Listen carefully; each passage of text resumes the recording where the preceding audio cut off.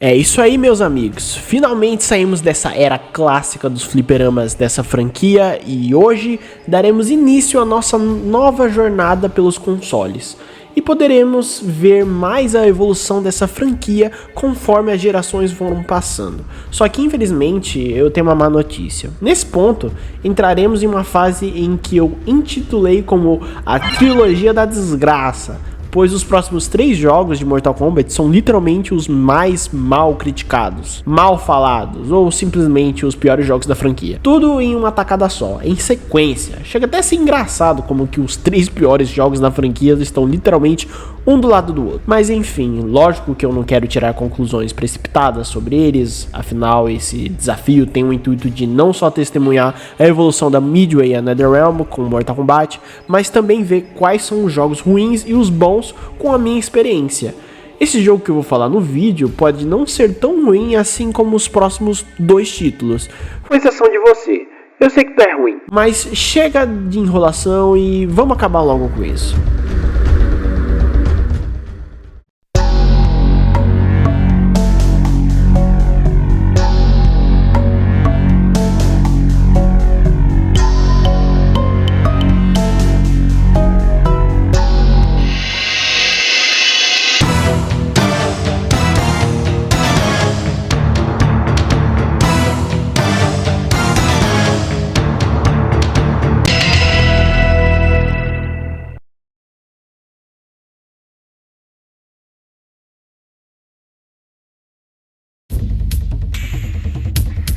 Todo esse projeto foi encabeçado pelo John Tobias, que além de ter essa ideia de criar outros jogos com gêneros distintos do que o de luta, mas também de fato, Tobias é um dos criadores do próprio Sub-Zero. Toda a ideia inicial de desenvolvimento desse jogo era para dar um início de uma série de jogos alternativos de Mortal Kombat, que explicaria a fundo as histórias de origem ou feitos dos personagens do universo do jogo, o que começou com Sub-Zero e nunca mais foi continuado, devido aos problemas que o próprio John Tobias teve com a Midway, mas isso é papo para outro vídeo. Na criação do Sub-Zero, lá no primeiro jogo, Tobias, em um documentário, disse que tinha estudado sobre ninjas japoneses e sua era de ação para se inspirar para criar personagens para o seu jogo de luta que já estava na pré-produção na época, que é o Mortal Kombat 1. E como ele mesmo disse no documentário do jogo, ele leu um livro feito por chineses sobre um grupo de bandidos que usavam técnicas bem parecidas aos dos ninjas usadas no Japão feudal para realizar roubos na região. E o nome do livro se chama China Ninja Connections. E pode acreditar que o nome do clã chinês se chama Lin Kuei.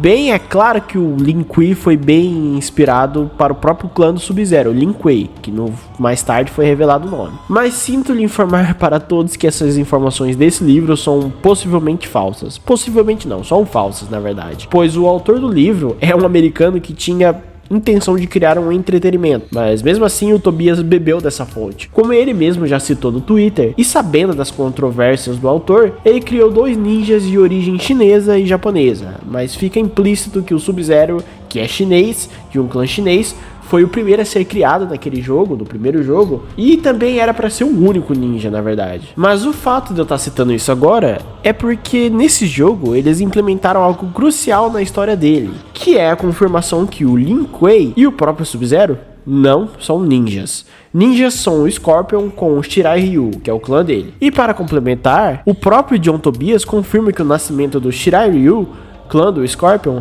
foi de um renegado do clã chinês de Sub-Zero, o qual explica que os Lin Kueis veem o Shirai Ryu como um clã inimigo traidor e também o porquê o Scorpion e o Sub-Zero possuem roupas semelhantes. Mas largando um pouco essa história, esse jogo é praticamente um dos últimos jogos de Mortal Kombat que usa capturas de movimentos de atores reais, então vai ser a última vez que veremos esse método por aqui. Vários atores foram escalados para fazer personagens novos, e os próprios antigos como John Turk, Richard Divisio, Liam Montelongo, Brian Glynn, Kerry Hoskins e até o Sal Divita, só que dessa vez eles finalmente estão atuando mesmo no jogo, pois na versão de Play 1 tem filmes com eles atuando e conversando. Fora isso, o game teve bastante influência sobre os modelos 3D. Esse jogo tá lotado de gráficos 3D. Não só no cenário todo, mas alguns inimigos são modelos, então a produção toda viu bastante dividida com métodos clássicos e que a equipe já está acostumada e uma lotação de modelo construído. Isso claramente sinaliza a transição lenta de geração para geração, sabe? E mostrava o que realmente estava por vir em Mortal Kombat 4 também. Mas tudo bem, não é como se fosse um ponto ruim do jogo. Aliás, muitos jogos do Play 1 são todos 3D, com vários modelos 3D, bonecos 3D, cenários 3D. É a geração nova, então nesse jogo não deve estar tão feio e ruim. Bem, é o que a gente vai ver, né?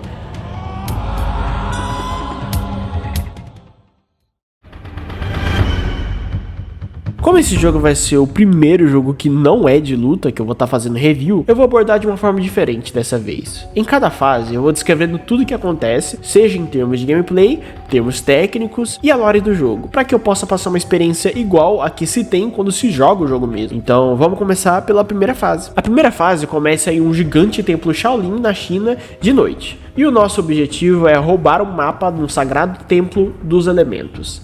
Você já chegando na janela e dá de cara com o Scorpion. E ele solta essa daqui. You will fail. Cara, o cara simplesmente te zoa e sai correndo que nem uma criança que fez bagunça. Mas enfim, já que nesse começo já podemos ver os dois problemas dele. O primeiro é os controles, que são o mesmo dos clássicos Mortal Kombat. 2 socos, 2 chutes, botão de defesa e botão de corrida. Literalmente a mesma coisa dos clássicos. A gente literalmente está jogando um Mortal Kombat clássico, só que de fase linear e que se joga só com Sub-Zero. Porém, agora tem um botão novo, que é o botão de virar. Que assim como no vídeo do Sr. Wilson, também vejo um baita problemão com esse simples comando.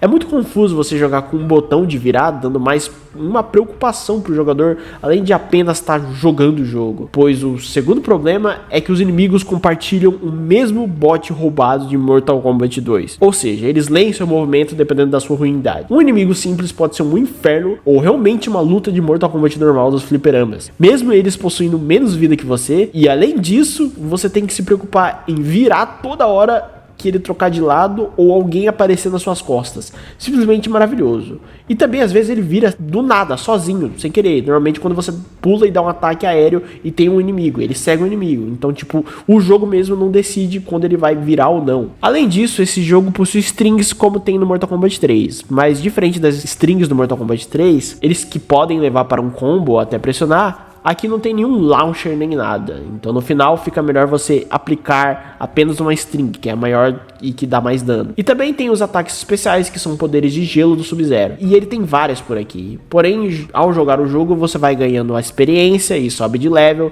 como se fosse um RPG mesmo, e assim você vai desbloqueando.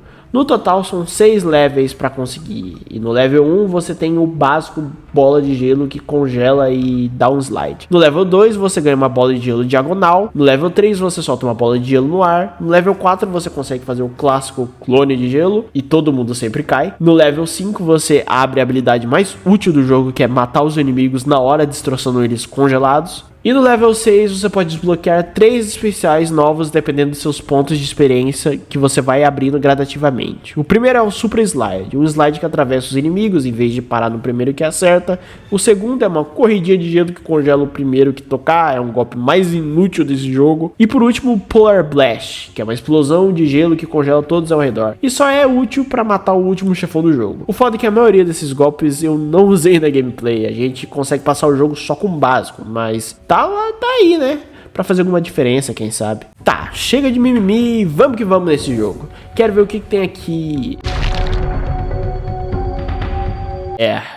Eu não vou nem comentar sobre isso, né? Seguindo em frente no jogo, a gente se depara com esse murinho aqui, que até parece simples para passar quando você vê eu jogando, mas saiba que essa parte é responsável por muita gente desistir desse jogo. Pois caso você pular direto, como todo mundo faz, é morte na certa.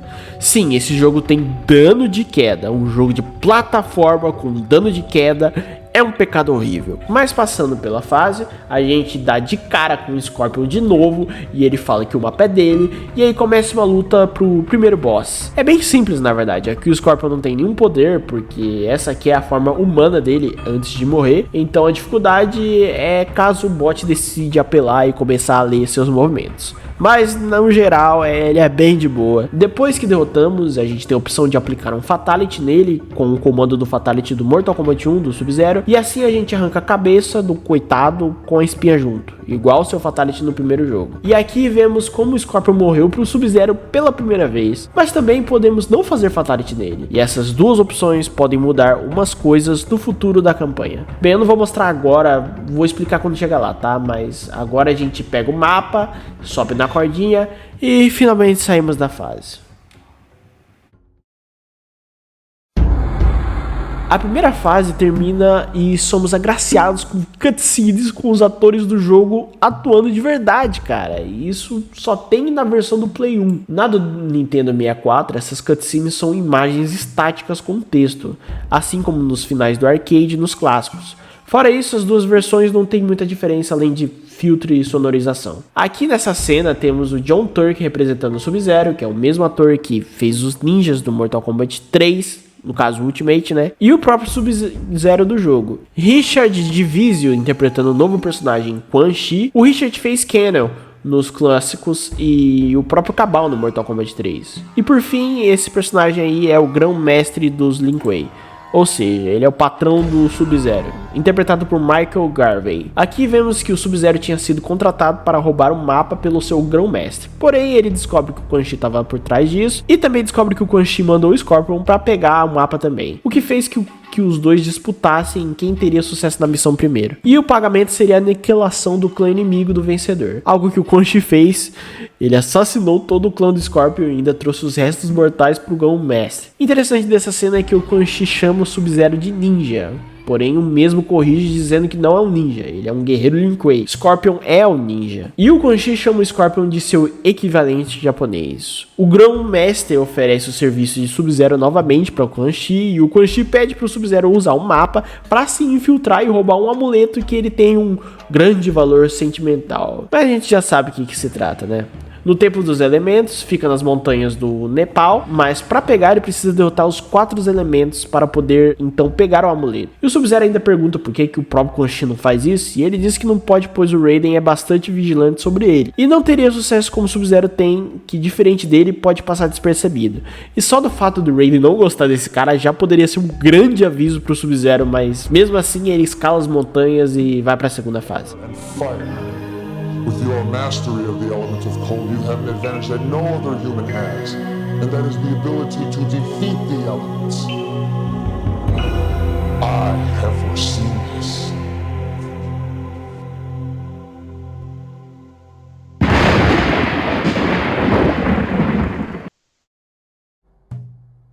Esse jogo pode ter alguns problemas com a gameplay e a dificuldade, mas eu gostaria de dizer que eu estava muito errado se eu falasse que ele não é muito bonito. Olha essa temática da primeira e da segunda fase, é bem construída. Eu realmente gostei dessa ambientação. Um ponto positivo para esse jogo. Agora, nessa segunda fase, as coisas ficam bem perigosas. Aqui tem muita plataforma curta, então você tem que pular plataforma em plataforma com maior cuidado. E às vezes você é até pego de surpresa por alguns inimigos te chutando para fora e fazendo você cair com essa cutscene engraçada aí. E o pior é que mais pra frente tem áreas que as plataformas caem se você demorar muito para pular. E tem essas duas plataformas móveis que dão um nó da cabeça para você pular certo.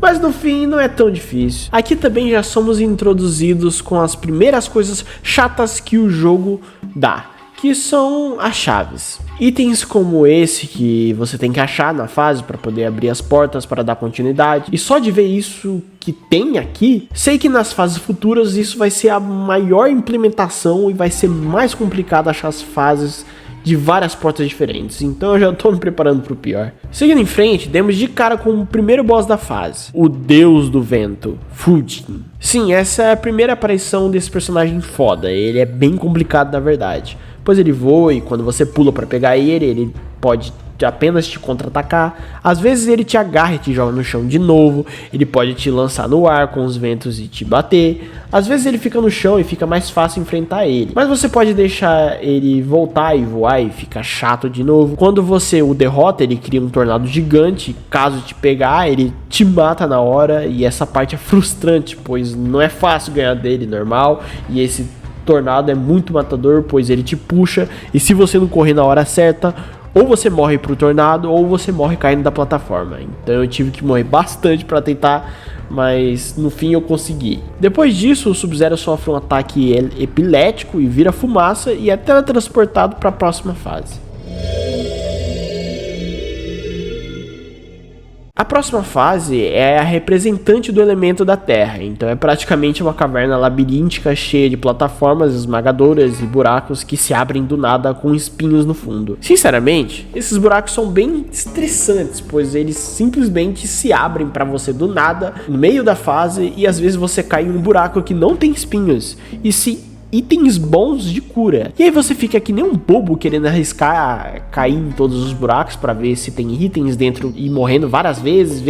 E isso nem é exclusivo desse jogo. Muitos jogos dessa época ou até antes tem essa porra de buraco surpresa, assim como no Mega Man X, que tinha umas armaduras escondidas e algumas ficavam em buracos, fazendo a gente duvidar de todo o precipício, morrendo pra cacete. Essa fase tem aquilo de caçar chaves que eu disse. Não é tão difícil, mas é bem mais complicado do que o Templo do Vento. Mas se irmos de boa, passando pelas armadilhas e buracos, conseguimos chegar no chefão, que aparentemente é o Deus da Terra, que é um golem 3D low poly muito feio. Esse boss pode parecer bem difícil para quem nunca jogou contra, pois toda hora que tu tenta bater nele, ele te contra-ataca muito rápido. Mas na real mesmo, ele é muito fácil. Tudo que você precisa fazer é acertar o chute alto, pula para trás, esperar ele se recuperar do chute e repetir o processo. É crucial que você espere que ele se recupere do golpe, pois se ele vê que você tá perto demais dele enquanto se recupera, você apanha. Você pode até alternar entre chute alto ou chute aéreo, mas às vezes você pode dar errado isso aí. Derrotando o chefe, você pega mais uma chave, volta para abrir uma porta correspondente a essa chave.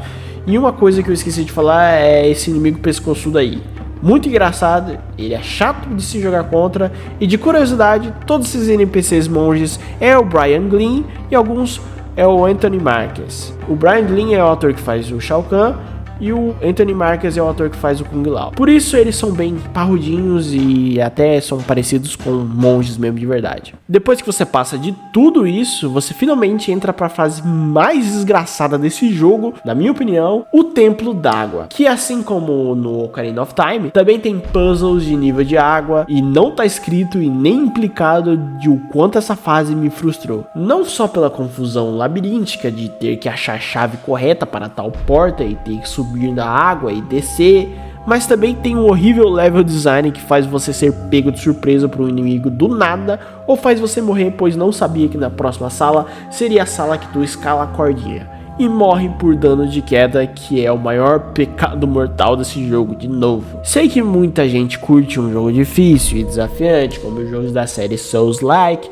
da From Software, mas a questão é que esses jogos são difíceis por serem desafiantes, pedindo um nível alto de habilidade, que faz parte do desafio. Já nesse jogo, ele é difícil por conta do level design horroroso. Então, para vencer esse desafio, você não precisa ser bom com Mortal Kombat ou bom em Mortal Kombat Mythology Sub-Zero. Você precisa prever o que vai acontecer nesse jogo, que particularmente eu acho fraco demais. Mas seguindo em frente, conseguimos passar pelos horrores desse level e lutamos com o boss, o Deus da Água, que não tem muita coisa de especial. Ele é um NPC normal que pode soltar esses poderes de água, que até que são legais, digamos assim, mas de resto ele pode apanhar de boa e ser congelado.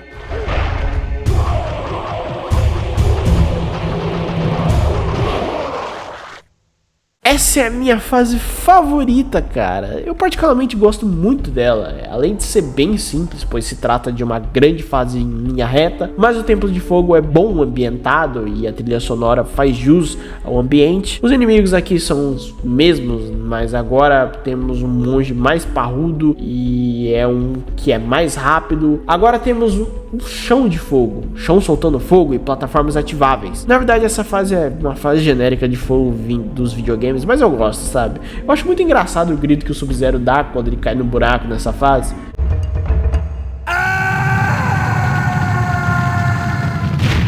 O boss é o óbvio deus do fogo, que se parece até um pouco com o Raiden e fala groselha que nem o Raiden.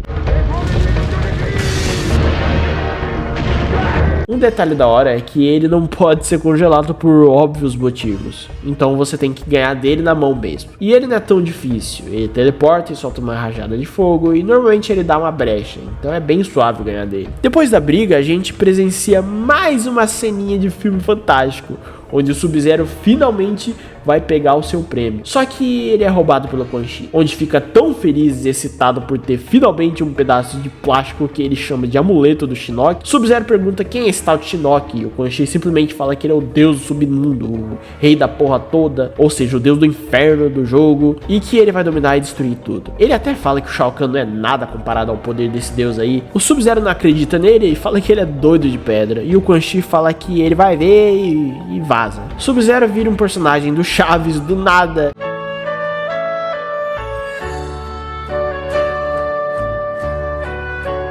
Do nada aparece o Raiden, interpretado pelo Michael Garver, o mesmo cara que fez o Grão-Mestre Lin Kuei, metendo bronca no coitado, falando que ele fudeu com todo mundo, que todo mundo tá fudido, todo mundo tá lascado por causa da culpa do Sub-Zero, e acaba confirmando tudo que o Quan Chi falou. De fato, o Shinnok existe e com o amuleto ele vai destruir e dominar todo mundo, e ninguém vai conseguir parar ele, nem mesmo Liu Kang. Como a culpa foi do Sub-Zerado, ele manda ele buscar lá no submundo. E o Sub-Zero vai porque, bem, ele não quer que todo mundo vai pro cacete, né? Não é que dê um ato de heroísmo, não, tá longe de ser herói. Ele só não quer que dê merda depois e a culpa é toda dele. O detalhe da hora que eu achei dessa cena é que o Sub-Zero não confia muito no Quan Chi, não acredita nele quando ele fala da destruição do Shinnok. Mas quando aparece o Raiden, ele acredita. Ou seja, todos da Terra têm um respeito pelo Raiden e sabem que o trabalho dele é proteger o plano terreno. Então os assassinos frios como o Sub-Zero aceitam seus conselhos. Isso é bem da hora, mostra a autoridade do Raiden.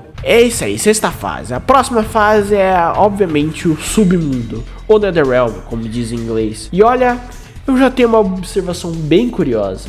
Nesse jogo, o submundo tem um aspecto mais urbano e tecnológico até. O cenário é todo feito de metal, remetendo a uma fábrica gigante e obscura. Os inimigos usam armas tecnológicas e usam roupas que até parecem os capangas do Hellraiser um pouco. No Ultimate Mortal Kombat 3 temos uma fase que é o submundo, e naquele cenário pareceu remeter o verdadeiro local onde o Scorpion, um espírito renascido do inferno, imbuído com chamas do próprio inferno, foi concebido. Lavas no fundo, torres de crânios e almas torturadas. Agora aqui ele é uma distopia maligna e parece até aquele cenário do filme do Mario Bros, aquele antigo, tá? Não tem nada a ver com o jogo.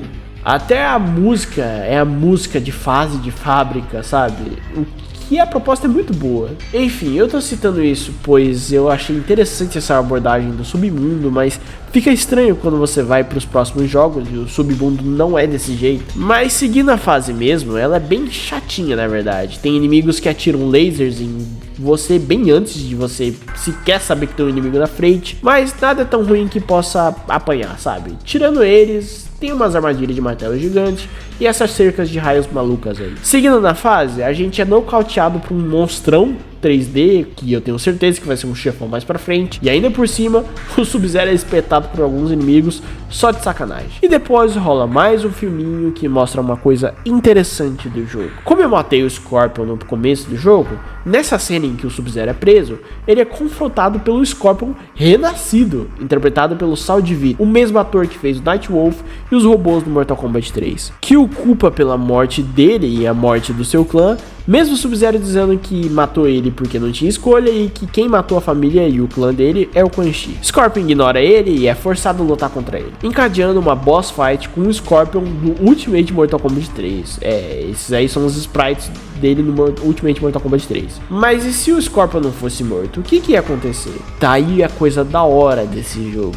Algumas decisões podem mudar momentos da campanha, mas não se engana, pois só tem 2 momentos que podem mudar o jogo, e esse é o primeiro. E é claro, caso você não matar o Scorpion, quem aparecerá é o Shinnok, mas ele não se revela como Shinnok pro Sub-Zero. Ele tenta convencer que ele pertence lá, pois ele tem pureza no coração, e se não tivesse, ele não existiria lá. Mas o Sub-Zero manda ele se fuder, e óbvio que a melhor opção é não matar o Scorpion, porque aí você ia tirar um boss do jogo e não teria muito mais dificuldade. Mas essa luta é tão legal de se jogar que não tem como evitar de matar o Scorpion. E é meio estranho eu falar que não tem como evitar de matar o Scorpion. Enfim, seguindo o fluxo, a gente passa por armadilhas e os inimigos e se depara com o puzzle dos elevadores, que tem os elevadores com essa numeração aí, indicando que você precisa ter um cartão de acesso para acessar o elevador específico com a numeração, e quando você tiver ele fica verde. Mas o pior não é procurar chaves ou lutar contra os inimigos ou o level design de ser punitivo. O problema de verdade nessa fase é usar o elevador, por um simples motivo.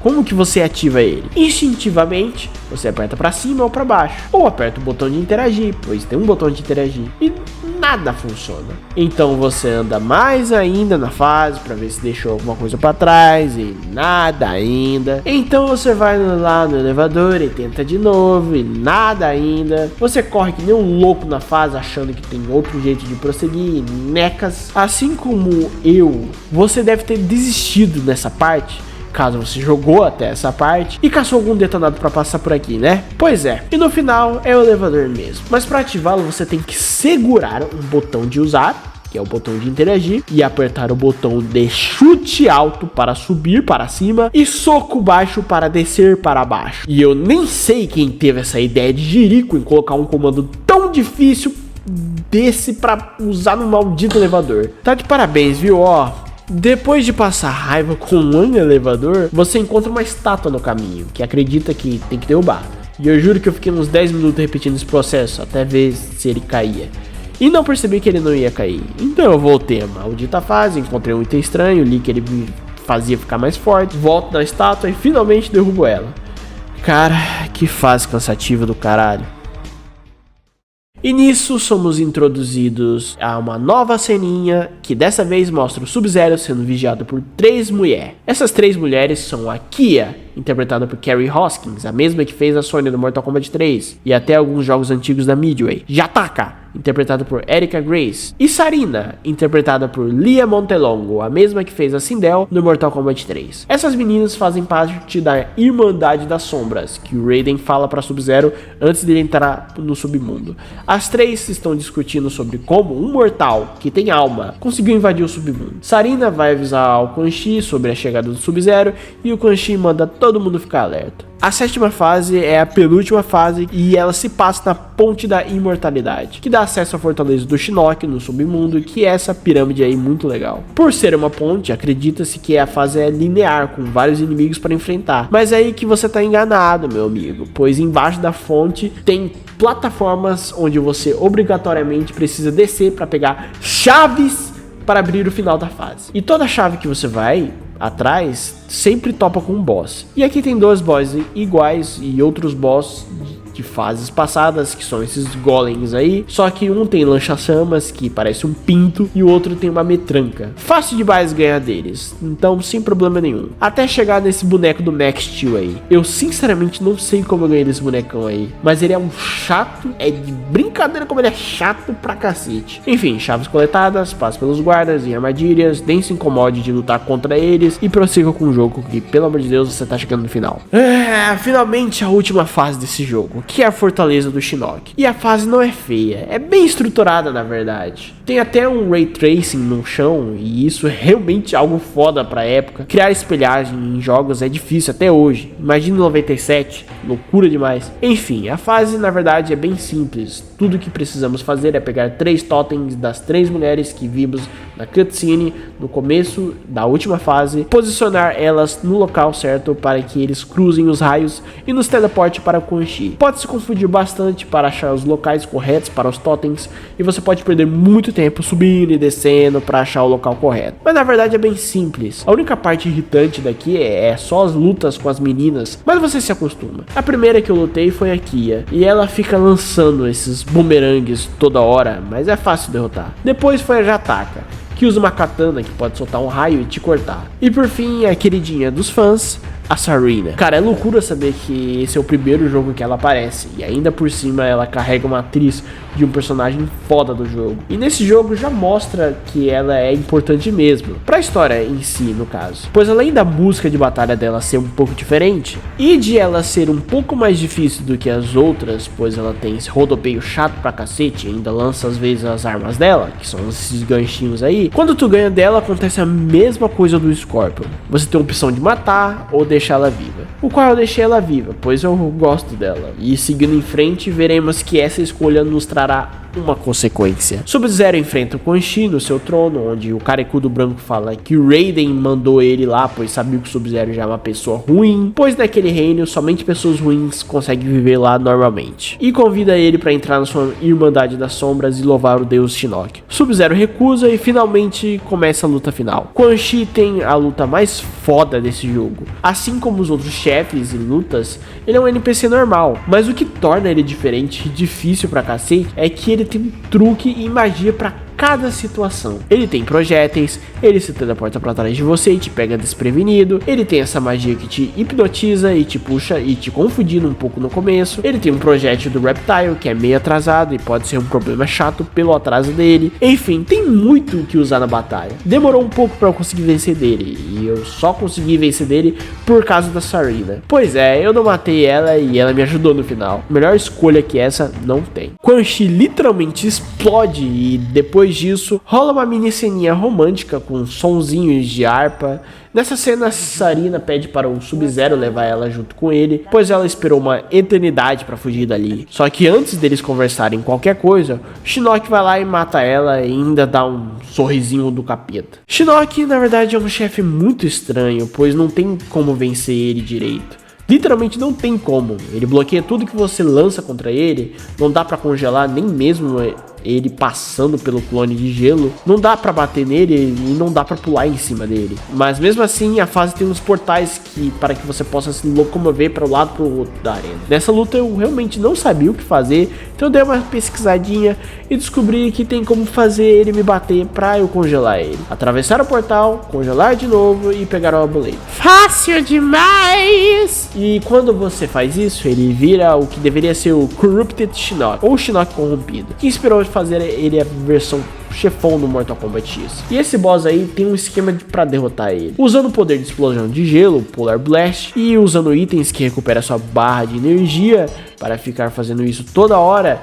E sim, para você soltar poderes, você precisa dessa barra de energia. Isso é um baita problema também. Você consegue derrotá-lo ganhando absolutamente nada no processo, pois fazendo isso, ou só correndo para o portal que abre quando você pega o amuleto, não vai mudar nenhuma cutscene ou você não ganha nada. Mas fica aí a curiosidade que tem como derrotar o Shinnok sim. Ao entrar no portal, Sub-Zero dá um amuleto pro Raiden, o Raiden elogia que ele pelo trabalho, mas alerta que ele não fez nada além da sua obrigação, pois foi ele que fez a merda, né? Sub-Zero diz que o Quan Chi disse e o próprio Shinnok também disse pra ele, e o que foi mandado pra lá por conta que o Raiden sabia que ele tinha maldade no coração, mas o Raiden desconversa e no final acaba admitindo que ele fez isso mesmo, mandou ele lá só porque ele tinha maldade no coração. Mas esclarece que o Sub-Zero é quem manda na própria vida dele, ou seja, se ele quiser ser uma pessoa boa, sem maldade na mente, que ele controle seu destino para o bem. Depois disso, o Sub-Zero volta para o seu grão-mestre para novas ordens, e o seu grão-mestre informa que devido ao sucesso da sua missão, um outro feiticeiro pediu seus serviços, e o feiticeiro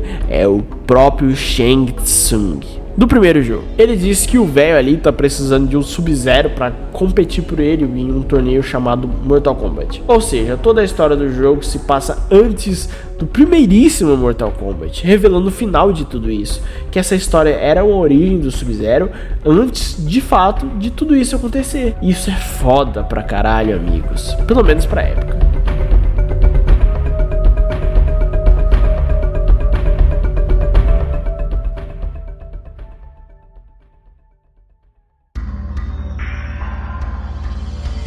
Cara, eu vou confessar, eu achava que ia ser deplorável jogar isso aqui, mas no final de tudo, eu gostei. Claro, não podemos negar que esse jogo tem seus contras, que são bem alarmantes, como seus controles difíceis de adaptar, seu level design punitivo e nada intuitivo de continuar. Realmente esse jogo pode ser curtido mesmo na segunda jogatina, pois a primeira você se frustra bastante com os erros e xinga o jogo de tudo que é jeito, mas depois que você joga pela segunda vez, já tendo noção dos perigos da fase e o padrão dos chefões, Trapalhões, você começa realmente a prestar atenção no trabalho que a equipe da Midway teve aqui, mas sinceramente a melhor parte desse jogo, sem dúvida, é os filminhos. Algo triste para quem só tem o Nintendo 64 na época, não podia ver essas maravilhas. Poxa, é o suco da atuação pastelona aqui, me lembrando até um pouco de Chaves ou até os Trapalhões, seja pelo áudio estouradaço, a voz do Sub-Zero que segundo o Wilson do Contra-Ataca, parece ser de um surfista dos anos 90. Em geral, tudo aqui é bem cômico, mas provavelmente na visão de uma criança na época de lançamento desse jogo, era extremamente assustador. É muito legal ver como eles tiveram uma certa dedicação de se diferenciarem e abordar um universo desse jogo de uma forma diferente, sabe? E não se limitar em um jogo de luta toda hora. Fez a gente querer ver mais o que eles iam inventar de diferente na franquia, e sei que o próximo projeto do John Tobias vai ser uma merda, mas como eu me surpreendi com esse, cara, quem sabe no futuro pode me dar uma boa surpresa sobre outros jogos que todos falam que são ruins. Quem sabe, né?